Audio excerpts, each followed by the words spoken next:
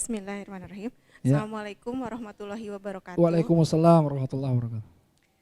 Nama saya Rati. Ya. Saya ingin bertanya Pak Ustadz. Tadi kan Pak Ustadz bilang bahwa kita itu adalah ruh dan jasad. Ya. Tapi setelah kematian kita, ruh kita akan abadi dan sampai akhirnya kita menemui perjalanan yang apakah kita akan menuju akhirat itu apakah ke surga atau ke neraka. Nah, yang ingin saya tanyakan, bagaimana cara mengisi ruh kita agar kita ini tegar menghadapi segala cobaan, dan apakah ada tips atau cara yang khusus yang dapat kita lakukan agar ruh kita ini bisa akhirnya menuju ke surga di akhirat nanti. Begitu. Terima kasih. Wassalamualaikum warahmatullahi wabarakatuh. Waalaikumsalam warahmatullahi wabarakatuh. Langsung aja ya. Baik. Langsung aja ya biar nanti mudah. Nah, begini Teh. Sebetulnya konsepnya kalau Teteh sekolah ya, kan Teteh ini pasti ada ujian kan. Kalau Teteh tahu ujian, pasti kan kita ini juga mempersiapkan diri untuk menghadapi ujian, betul nggak? Biasanya kalau kita sebelum ujian, kita tuh nggak mau begadang karena takut sakit, takutnya ketika ujian kita sakit jadi nggak ini, kan betul nggak? Kita sampai makan juga kita terjaga, kita mempersiapkan diri belajar. Jadi pas lagi ujiannya itu kita benar-benar fokus gitu. Nah, yang jadi permasalahan, hidup ini adalah ujian. Dari mulai kita lahir itu ya, akil balik itu sudah kemudian sampai nanti sakaratul maut itu ujian semuanya. Senang ujian, sedih ujian, punya ujian, nggak punya ujian.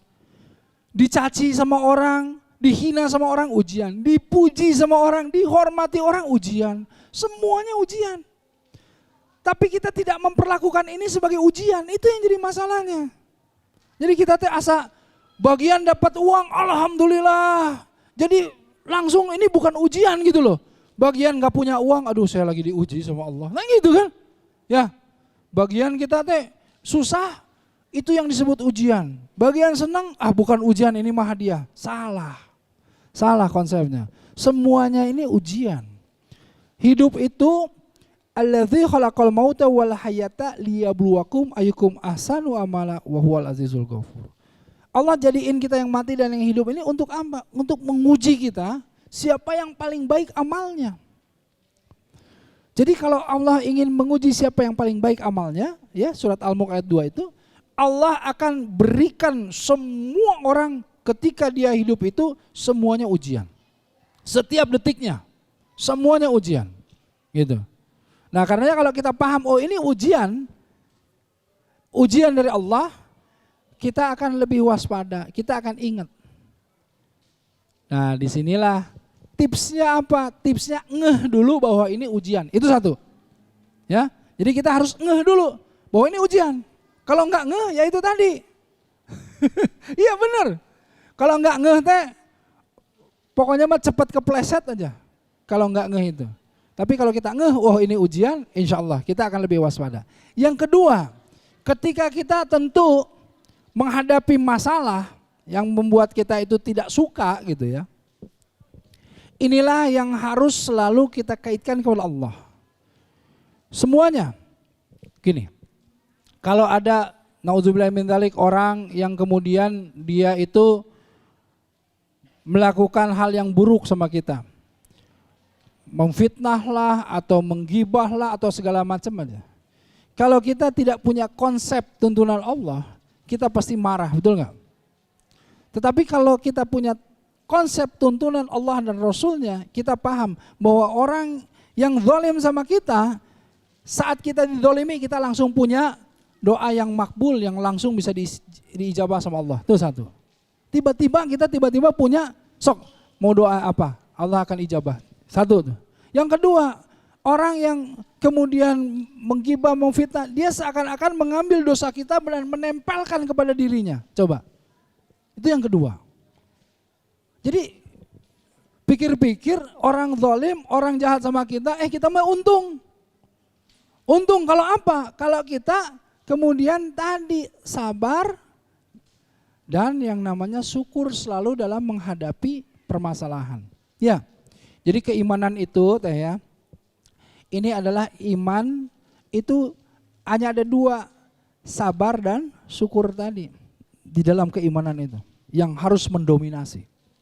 Ketika kita diuji, kita harus, maksudnya diberi permasalahan-permasalahan yang sulit, kita harus sabar. Ketika kita dikasih sesuatu yang menggembirakan dan lain-lain, kita harus bersyukur. Dua-duanya ini sabar dan syukur itu mengkaitkan dirinya kepada Allah. Kalau semuanya dikaitkan kepada Allah, insya Allah. Betul. Itu. Bahkan kadang-kadang yang hebat, kayak misalnya kita nih orang-orang Sunda ini ya hebatnya apa? Orang-orang Bandung ini. Dikasih musibah saja dia masih bersyukur, itu hebat. Udah bukan sabar tapi makomnya sudah syukur, dikasih musibah loh Bu. Itu bisa syukur, kenapa? Orang tiba-tiba tabrakan naik motor, kakinya patah. Kata orang Sunda apa? Untung masih kakinya yang patah ya. Kan selalu gitu, untung katanya. Tabrakan, orangnya meninggal. Kata orang apa? Untung meninggal. Kau apa kalau nggak meninggal? Bisa cacat seumur hidup, betul nggak? Untung aja terus dalam setiap kondisi orang Bandung mah untung gue terus gitu.